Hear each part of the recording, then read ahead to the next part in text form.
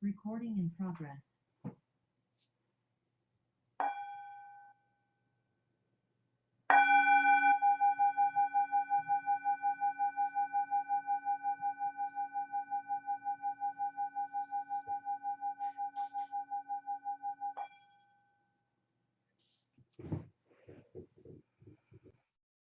Hello, friends. Welcome to Indigo Sangha on this lovely evening. It is so nice to see each of you. Love your smiles. I'd like to begin with our opening welcome. Noble community, we gather here together with one another, with all humanity, and with all life on earth. We gather here together to deepen our solidity and renew our freshness through mindful sitting, walking, breathing, speaking, and listening. We affirm the capacity within ourselves and all persons of every race, gender, orientation, ability, and tradition to realize peace in ourselves and peace in the world.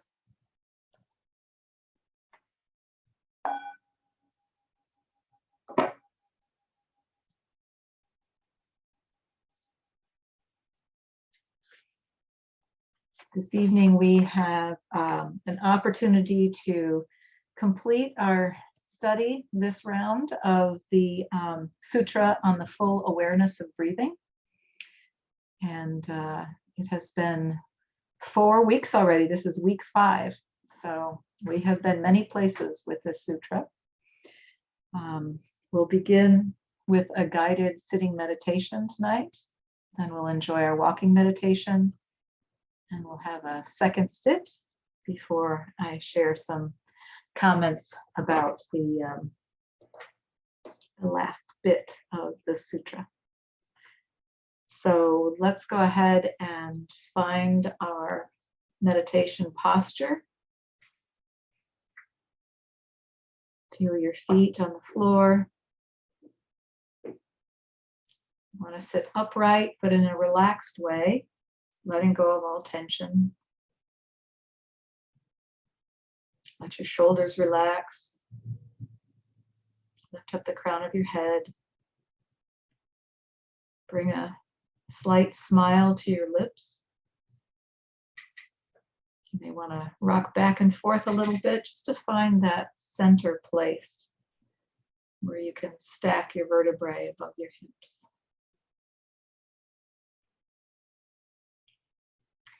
And I'll begin with 3 sounds of the bell.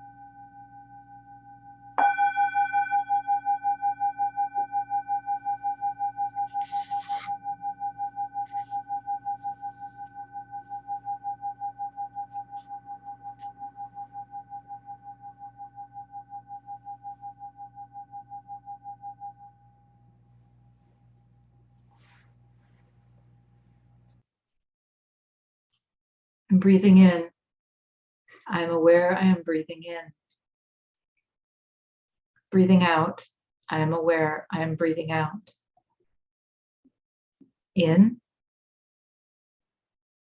out.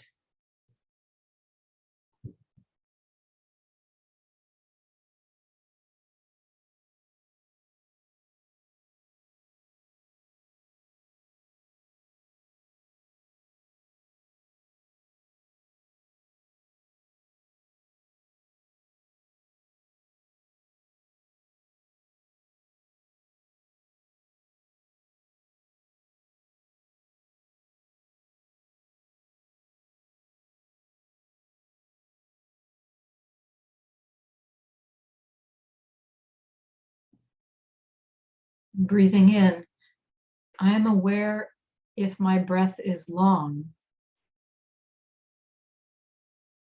Breathing out, I am aware if my breath is short. In, length of in-breath. Out, length of out-breath.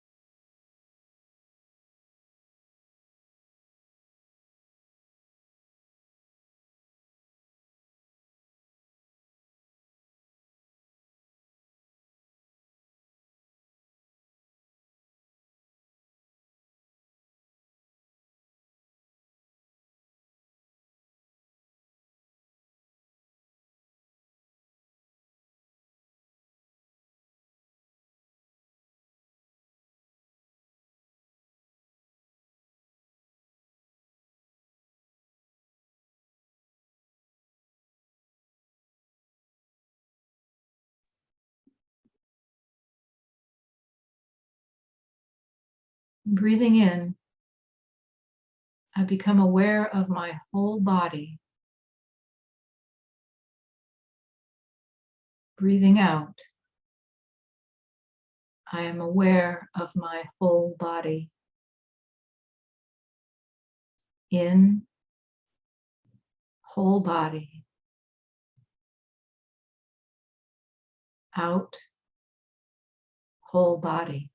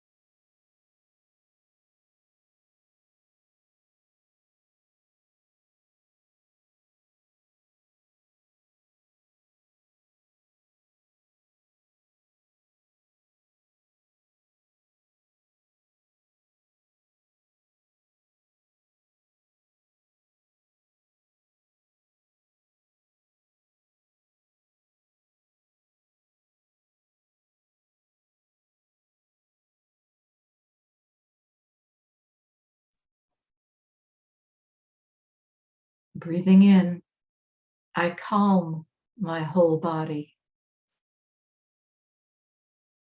Breathing out, I calm my entire body.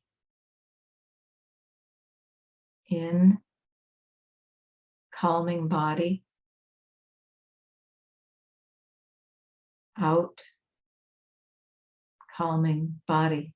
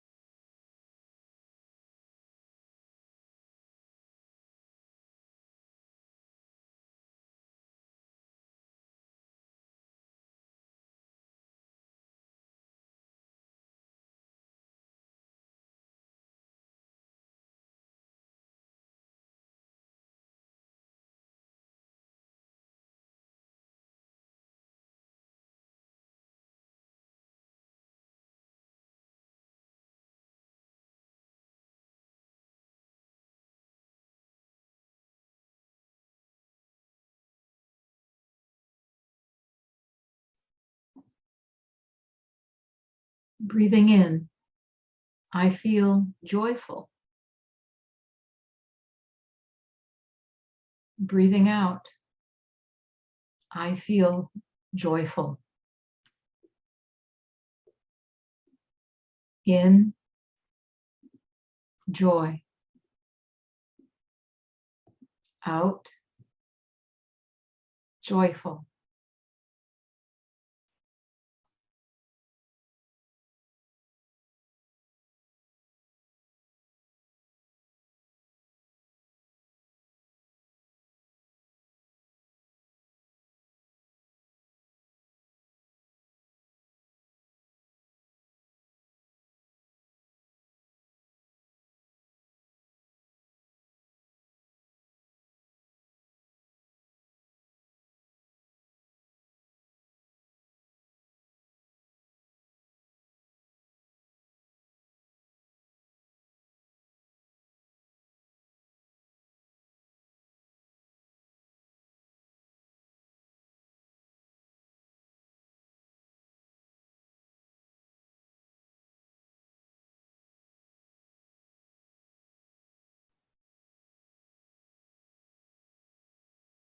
Breathing in, I feel happy. Breathing out, I feel happy. In, happy. Out, happy.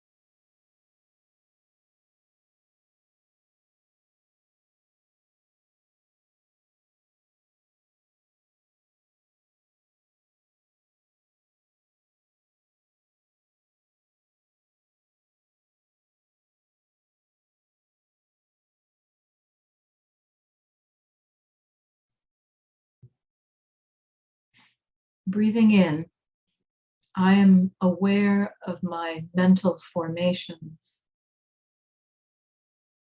all of those thoughts, ideas, beliefs that come into my consciousness. Breathing out, I'm aware of my mental formations. In, mindful of mental formations. Out, mindful of mental formations.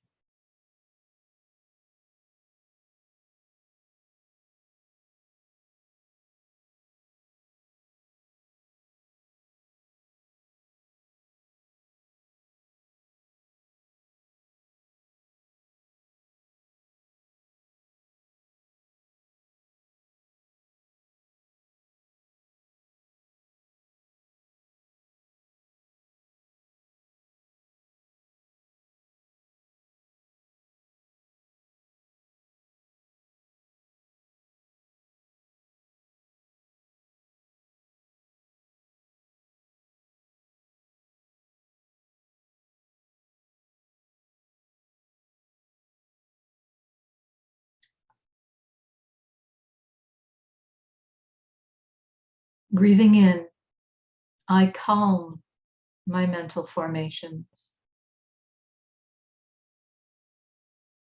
Breathing out, I relax my mental formations. In, calm mental formations. Out, relax mental formations.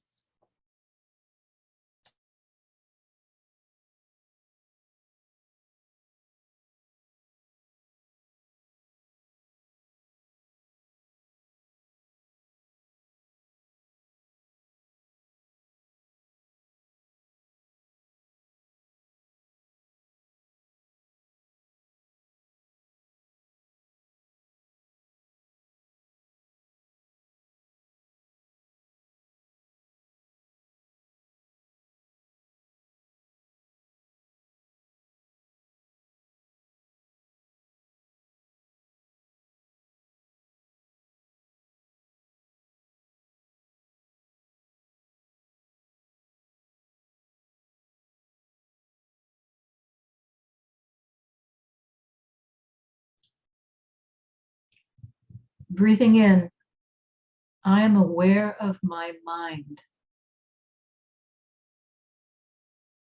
Breathing out, I am aware of my mind. In, mindful of mind. Out, aware of mind.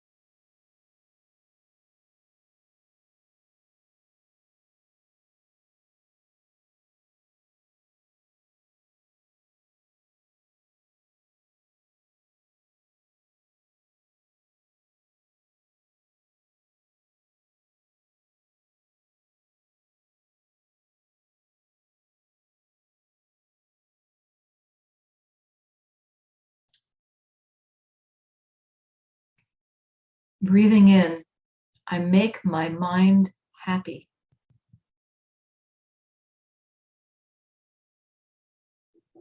Breathing out, I make my mind happy. In, happy mind. Out, happy mind.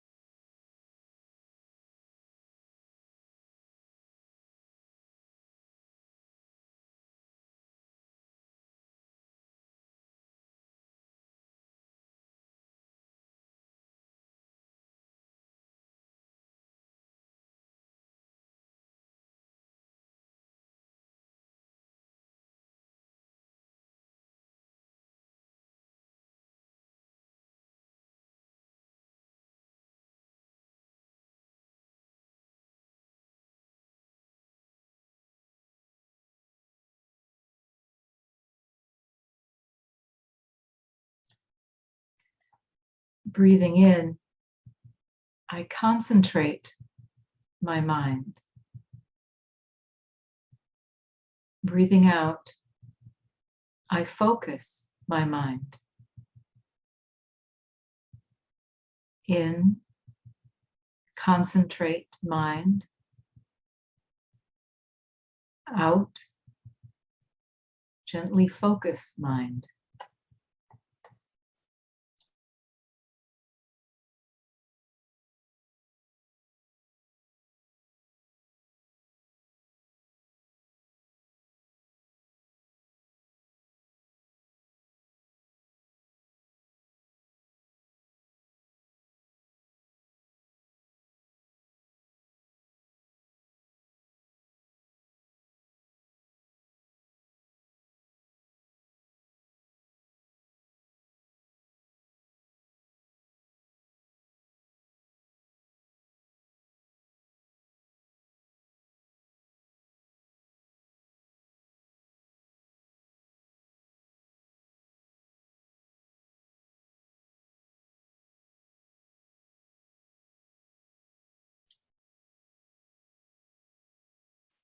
Breathing in, I liberate my mind. Breathing out, I liberate my mind. In, mind. Out, liberation.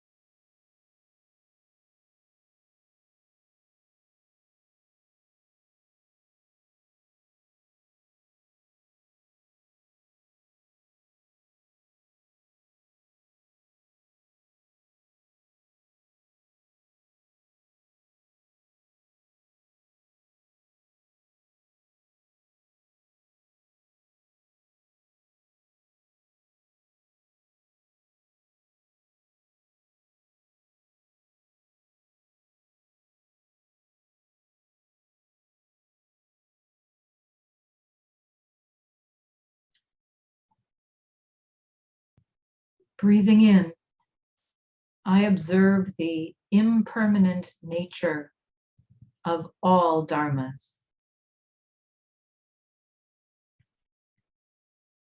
Breathing out, I see everything has impermanent nature. In, see impermanence. Out, everywhere.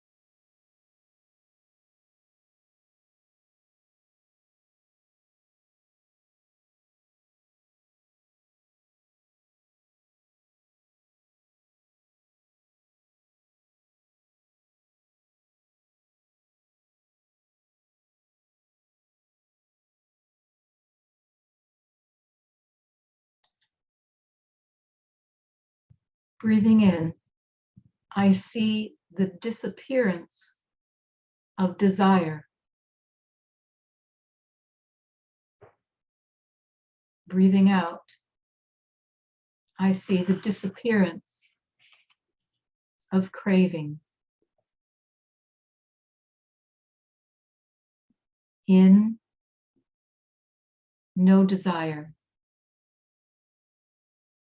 Out, no craving.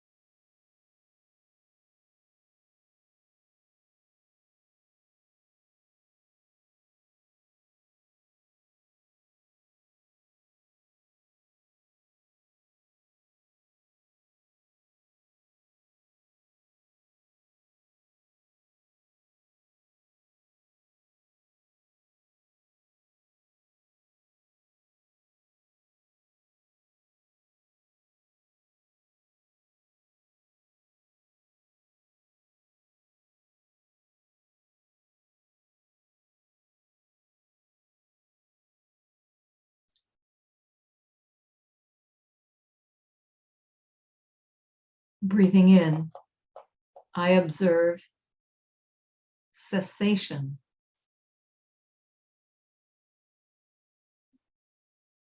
Breathing out, I observe cessation.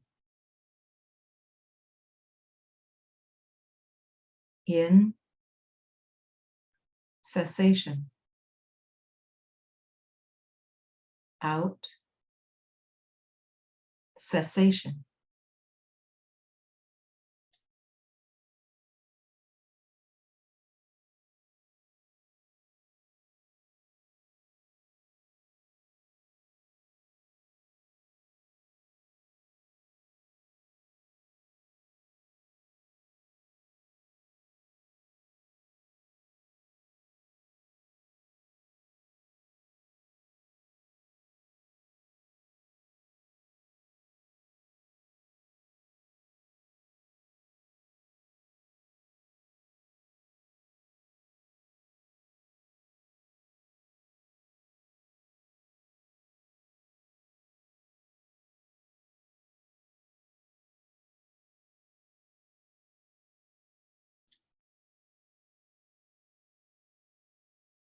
Breathing in, I observe letting go. Breathing out, I observe letting go. In, letting go. Out, letting go.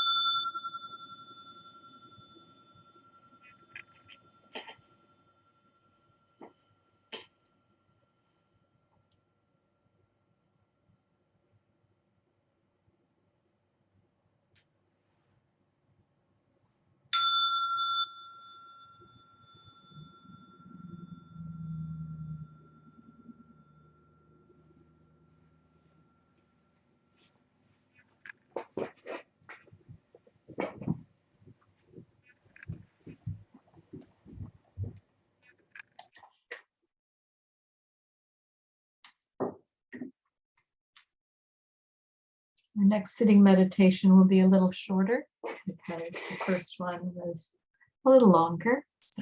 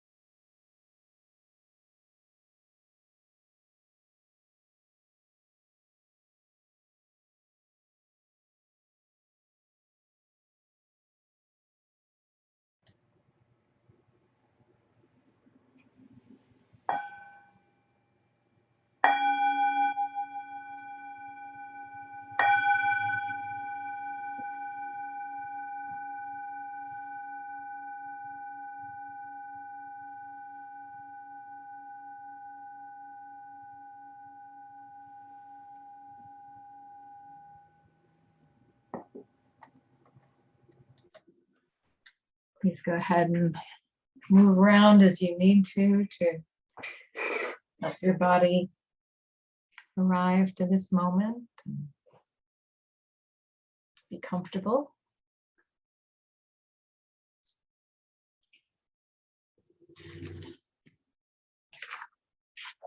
So we have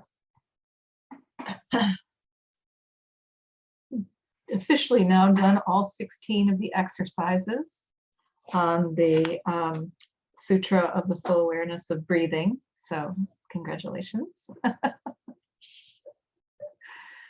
And these last 4 that we're looking at, the number 13, we studied last week, which was observing impermanence.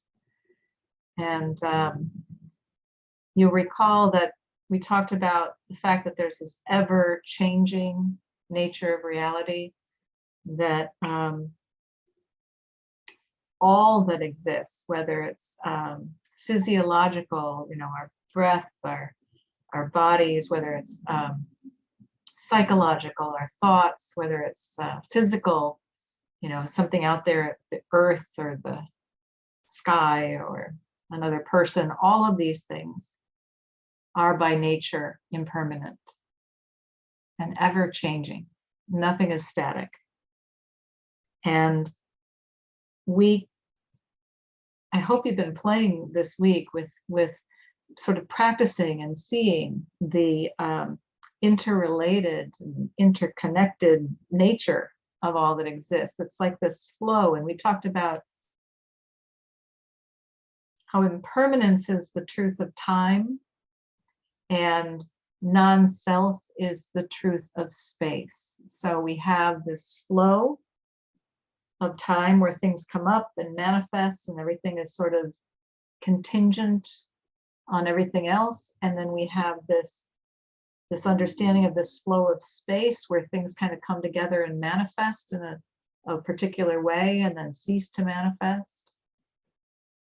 So there's a lot going on that is happening in the ultimate dimension that we miss in our historical reality, in our daily lives, but that we can tune into at any moment, that the seasons are changing and children are growing and we're getting older and our food that was in our mouths is now somewhere else. And, it's like always impermanent, always changing.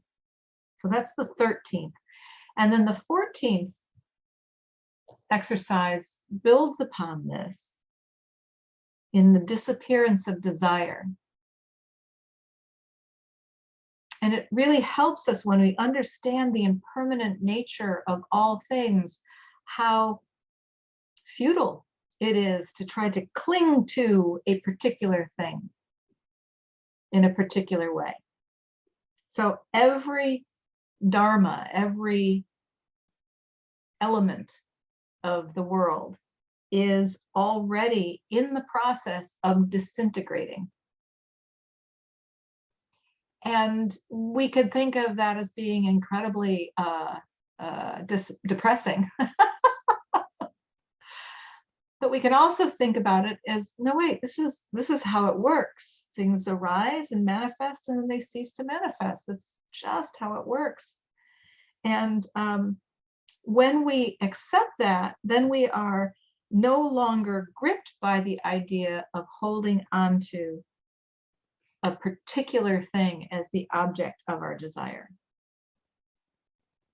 And that includes our own bodies. That includes our loved ones being a particular way. That includes the weather being to our particular liking.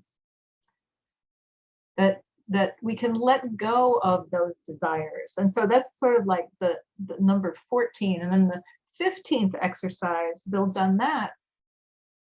And that's observing cessations. And that there is a joy in the emancipation of being run around by those desires. There is a joy in being free from grasping. And that could be grasping notions. That could be grasping situations or outcomes. Just to be free of it has an element of joy that we can experience. And then the final, number 16, is about letting go.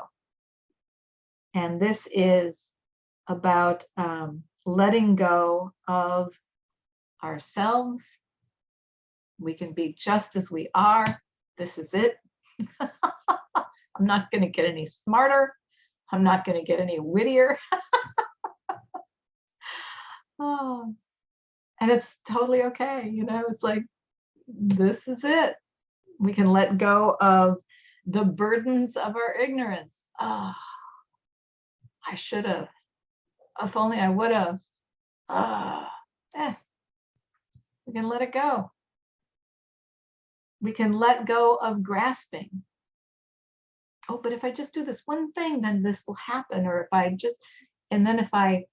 get this degree, or if I get this job, or if I, get this amount of money, then, that's not the secret to happiness. We can let that go.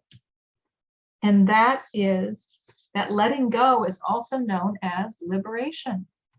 As soon as we let go of our fears, as soon as we let go of our expectations, as soon as we let go of our clinging to particular hopes, we have tremendous freedom. And this doesn't mean that we don't know right from wrong, or this doesn't mean that we don't know and appreciate what brings suffering to the world and what brings happiness. It means that we are skillfully leaning into and deciding where the good use of our time is without the blinders on of a particular belief, or the doubling down on a particular outcome. So it's a really interesting process, this letting go, and yet still not disengaging, still participating in the world, but letting go as we participate and accepting. So happiness does not lie in our ideas of what we want to realize in the future in order to make us happy. Happy does not lie in our ideas of what we want in the future that will make us happy. So we can let go of being attached to objects of our desire and craving for future happiness. The objects of our desire, I love this. Ty talks about it as synthetic bait. So I'm sure many of you have fished and you've got those little plastic worms and they look so juicy and fat, and they put these scents on them so they smell very realistic, right? You toss them in the water and the fish goes, whoa, this looks awesome. And he bites. And as soon as he bites, there's suffering. It's a synthetic bait. It looks good, but Dave and I talked about how much we get distracted by shiny lures, especially when it comes to fancy boats. Oh, there's a shiny lure. Whoa, we want to bite on that one. So there are things that can be very seductive and very appealing, but we can think a little bit more deeply and realize that taking that bite will lead to suffering. And if we think, oh, if I only had fill in the blank, then I'd be happy. And anytime we have that thought, that's an invitation to practice, because that is not necessarily the truth. That is not the way reality works, because happiness is in every moment. So what is that lure that is being so seductive? I had a lot of thoughts about the kind of grandmother I was going to be, what grandmothering would look like. And I thought, oh, I want to babysit my grandchildren all the time. And then I got tired. and it was hard.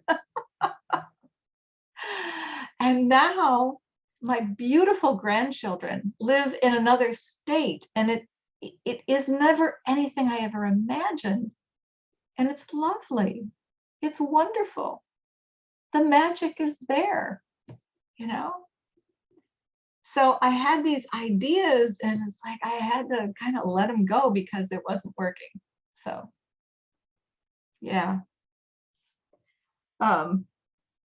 So there's no guarantee that after marriage we'll be happy, or after divorce we'll be happy, or after the new job, or after the big move, or after whatever, that you'll be happy forever, because forever isn't real.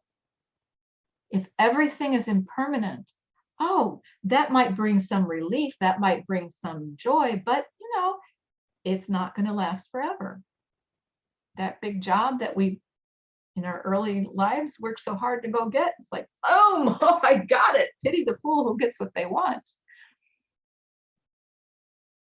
So we need to just recognize that this impermanence actually can help us inform our desire. We can ask that incredibly important question: am I sure?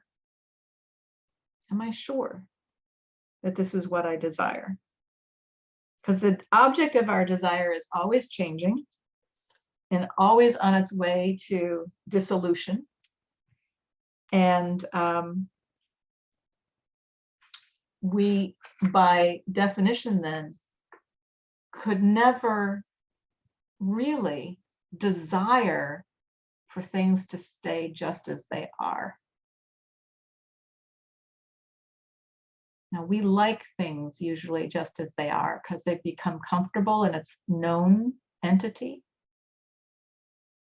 But that clinging to things to be just as they are is a setup for pain when they inevitably start to shift and change. So there's a poem I'd like to share with you, sort of in that spirit.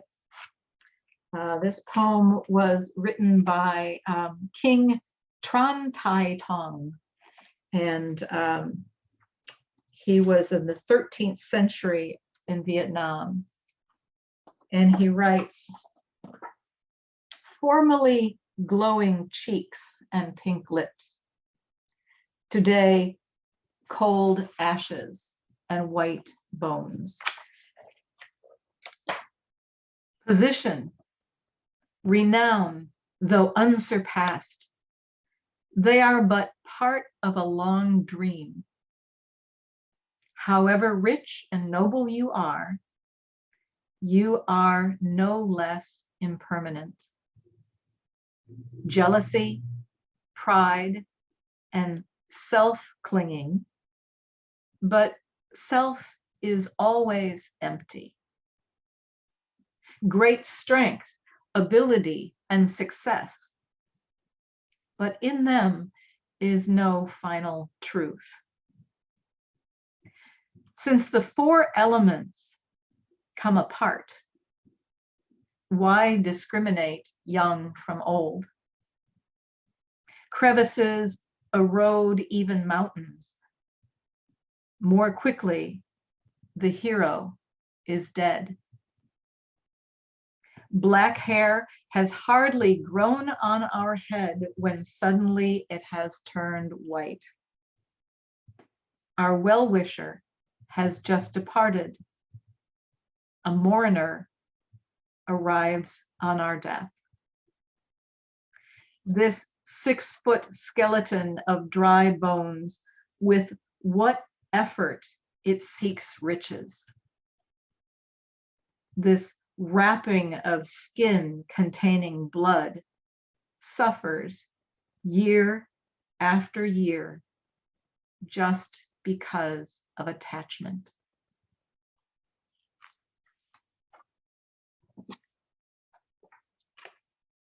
So when I first read that poem, I thought, oh, that's excessive and unnecessary. Come on. We know that, but seriously. And then I realized that was my historical dimension response, that denial, that resistance to saying, oh, ultimately, yeah.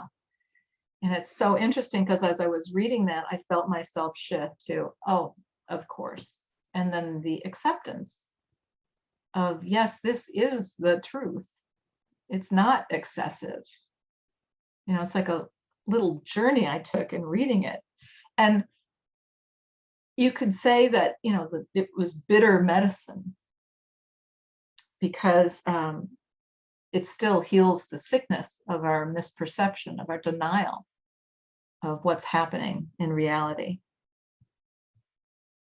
Reality might be cruel, but, you know, to see things as they really are is the way to heal. To see things as they really are is the way to heal.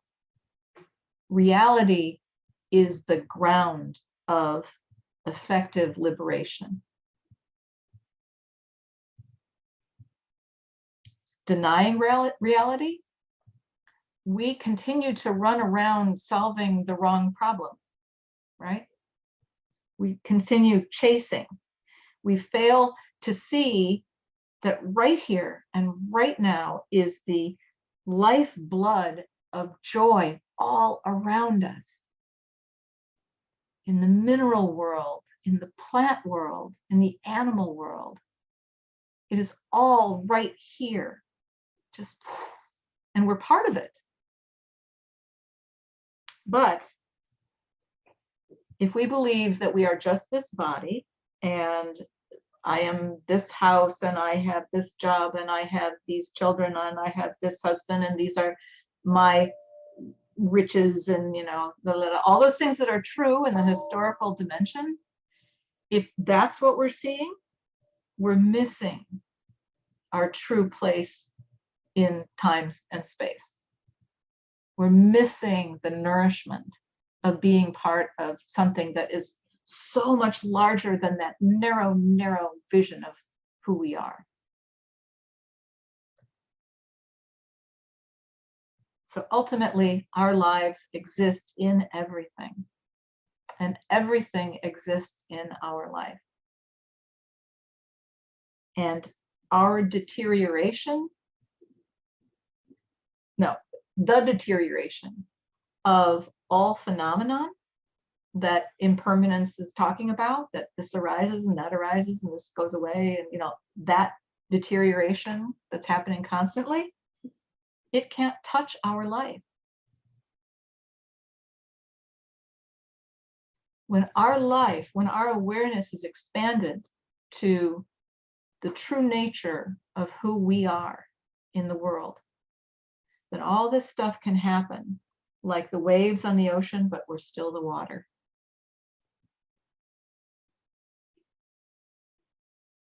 So can you imagine yourself as indefilable? That nothing can touch you and harm you, really? Or that your true nature is immaculate, whole, perfect?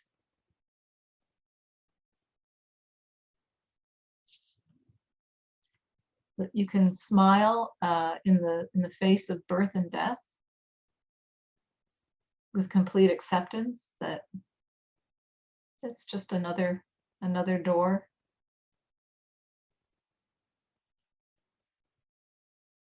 I think that, you know, when I begin to look at this practice at that level, you know, sometimes I'm really clear about it, and sometimes it's like, yeah, but, you know, I've got my negotiations with it. But it is such a source of peace and solidity and freedom and understanding too. To really understand that interconnection, that indefiability, you know. So by looking into the nature of the objects of our desire and seeing them that they're impermanent, it reveals reality strongly to us. You know, that poem about looking at our own lives, our own bodies, and their impermanent nature. It's like, boom. And that is a very powerful way of releasing our misperceptions, our limited perceptions. The Buddha said, you only consider the object of your craving to be happiness when you are sick. You only consider the object of your craving to bring happiness when you're sick. It's like, yeah, no, that's not it. You know, it's something deeper he's trying to steer our attention to. And he even goes on to say the object of our desire can kill us. And, you know, we can overeat, alcohol, drugs, all these things that are incredibly seductive are poisons, and they can kill us. Fast cars, fast lifestyles, limitless travel and consumption of a wealthy nation destroys the planet. I mean, you know, you can take this at any level. The conquests of war. I'm going to go get me that piece of land. Well, guess what? It kills us. It kills us all. The exploitation for your own benefit at the expense of others. It kills us. And yet all of these things are perceived by society at some points in time to bring us happiness, and perceived by individuals. So the invitation is to look at your desire. If you've got something that you got a hankering for, look at it. And are you embracing happiness here and now is a great question to ask. And are you sure that that's the thing that's going to make you happy? And for how long? Other questions you can ask. What is true happiness? What the heck is it? How do you define it? And is it something that we ever should chase? And to what cost? Is happiness something you can find right now? Is happiness ultimately possible to sustain, you know, on an even plane? Or does it naturally ebb and flow, given the nature of impermanence? So we're encouraged to study and practice with this notion of happiness, and in the face of impermanence, in the face of our own sets of desires. We're also encouraged to help young people look at this as well. And I think it would really behoove us to help our society look at this as we're able. Because the answers to these questions ultimately bring well-being, a deep well-being. And if we look deeply into desire and into the ultimate form of desire, we will not be caught by that synthetic bait. We'll be able to recognize it. You know, the United States defends life, liberty, and the pursuit of happiness. And there are many collective misperceptions about the nature of happiness. And those misperceptions are a sickness in this nation. And it's, I think, also a sickness now that's growing around the world. We have exported this belief system in what we need to be happy. So to not be caught by these desires is to experience cessation, which is the 15th exercise, this stopping, this freedom. And then the 16th exercise is letting go of our small, narrow selves, letting go of our narrow beliefs, our desires, our notions, our misperceptions, letting it go. and that provides a freedom to allow us to show up in all kinds of new ways. Because when we think that there's like one road to happiness, we're missing the 10,000 roads to happiness that we're already walking. So, impermanence,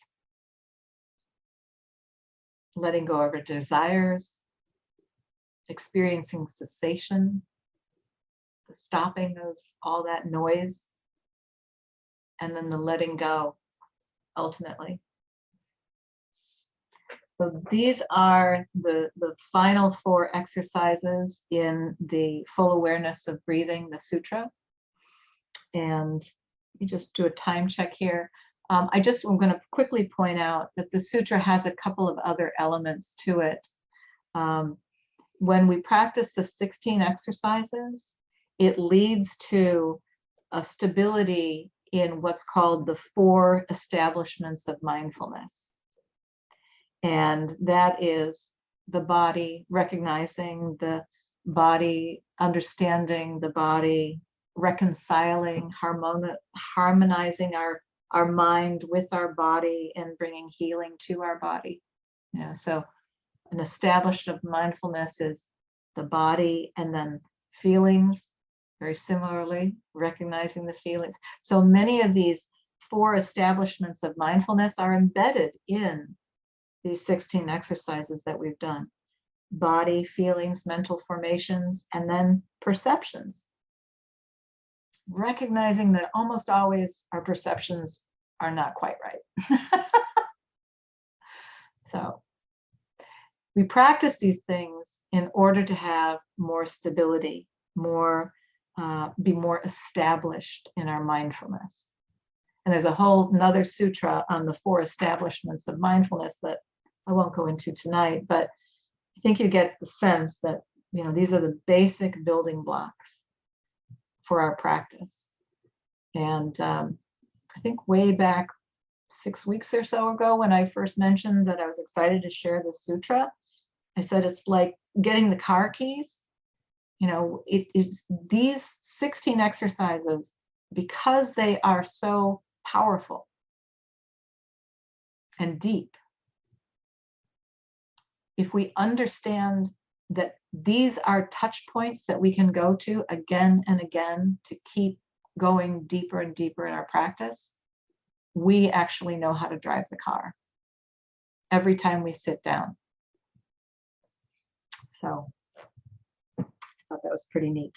All right, so I'm going to stop there and open it up. I really would like to hear from you about your experience with impermanence, desire, cessation, letting go, all of those topics. But also, if you challenge any of this,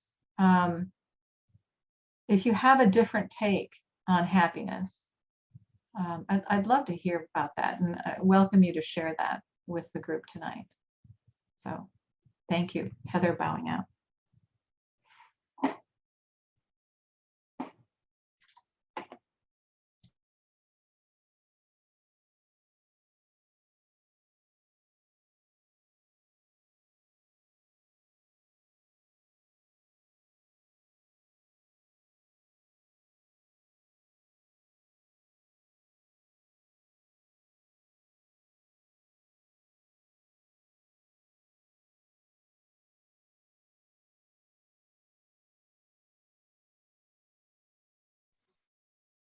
This is Deborah bowing in.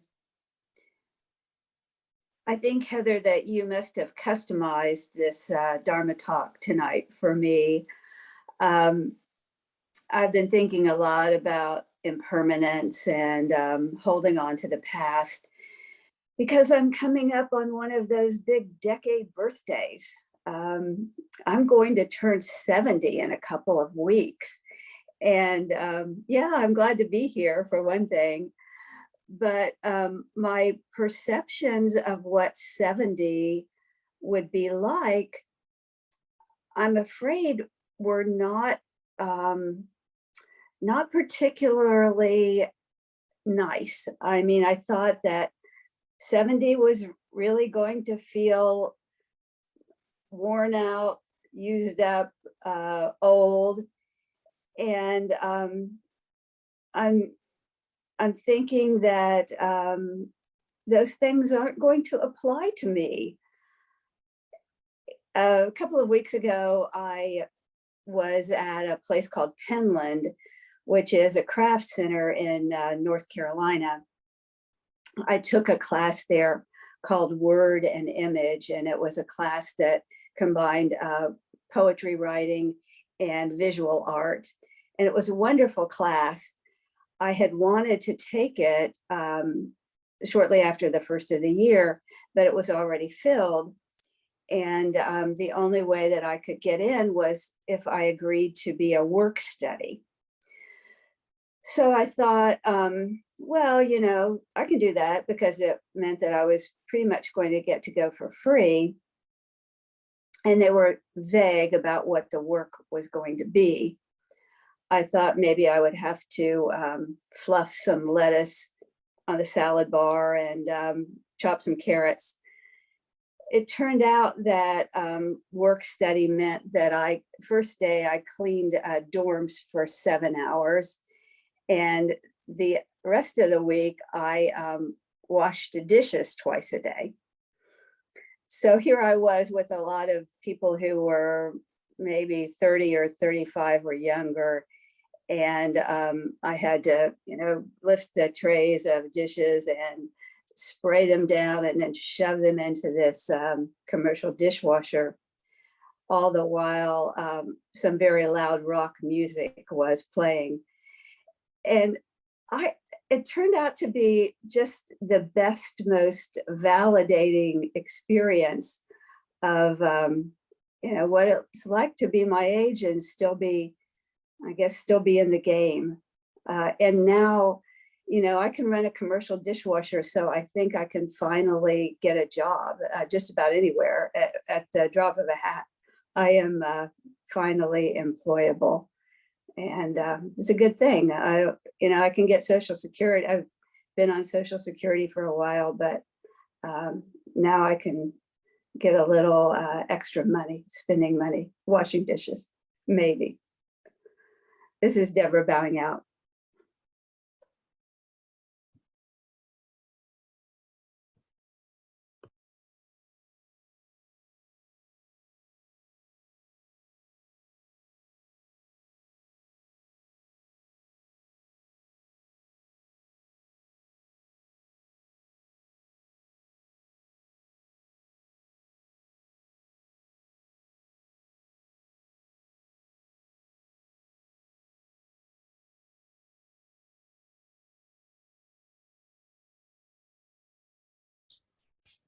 This is Jackie bowing in. A lot of things to think about in that. Number one, I believe happiness is totally a choice. And I teach that happiness is a choice. You get to choose. And I had a lot of opportunities in my life to decide to choose it because things weren't going the way I wanted them to go. So I have been my best student. You teach what you need to learn. So, but the last few years have been pretty easy to find happiness. I don't know what Ty's definition of desire is, but I believe that desire is important in our lives. That there's nothing wrong with having desires. It's only if we're attached to the outcome that it's a problem. That if we're attached to the outcome, that's a whole other thing. But having a desire for, you know, chocolate ice cream rather than vanilla, or coming to Sangha tonight, that's a desire that I had. And if I couldn't have come, I wasn't attached to the outcome. But I think our desires are important personally. The other thing is, I have a desire for health. I was diagnosed with breast cancer last week. So now I have a real opportunity to learn a whole lot of new stuff. It's stage 1, and I'll be having chemotherapy. So I seem to be more concerned about the chemotherapy than the cancer, because they're very assured me that they can get rid of that. But I find myself attached to the outcome of wanting to stay comfortable, not wanting to be ill and uncomfortable from chemotherapy. So that's what I've been working on the last couple of days. And in one of my meditations, my spirit guides or whatever said, we've got you. So I'm hanging on to that one. And it's going to be a different ride. And when things come up like this, I say, thank you, God, for this opportunity. So we'll see what the opportunities are. Jackie bowing out.